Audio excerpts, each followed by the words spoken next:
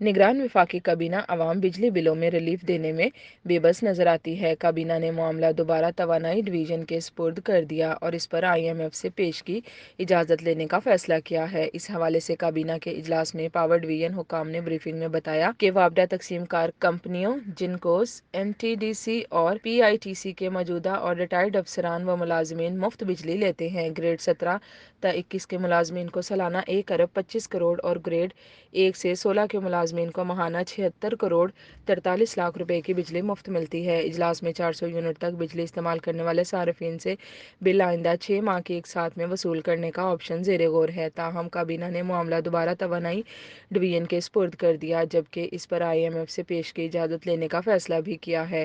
کابینہ نے یہ فیصلہ بھی کیا کہ ریلیف کا اعلان عالمی مالیاتی ادارے کی رضامندی لے کر ہی کیا جائے گا۔ کابینہ میں مفت بجلی ختم کر کے مانیٹائزیشن پالیسی اپنانے سے متعلق بھی کوئی فیصلہ نہ ہو سکا۔ مفت یونٹ ختم کر کے رقم تنخواہ میں شامل کی جائے گی۔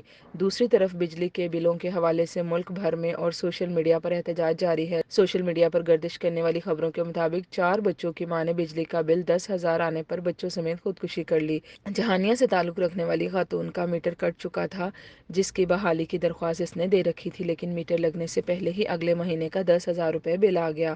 معاشی تنگ دستی کے باعث خاتون کے بچے 2 دن سے بھوکے تھے۔ یہی نہیں، کراچی، لاہور، گوجرانوالہ، لودھراں، سکھر، فیصل آباد اور تمام بڑے شہروں میں صارفین نے وابڈہ کو شدید تنقید کا نشانہ بناتے ہوئے مطالبہ کیا کہ بجلی کے بلوں میں جلد از جلد ریلیف کا بندوبست کیا جائے۔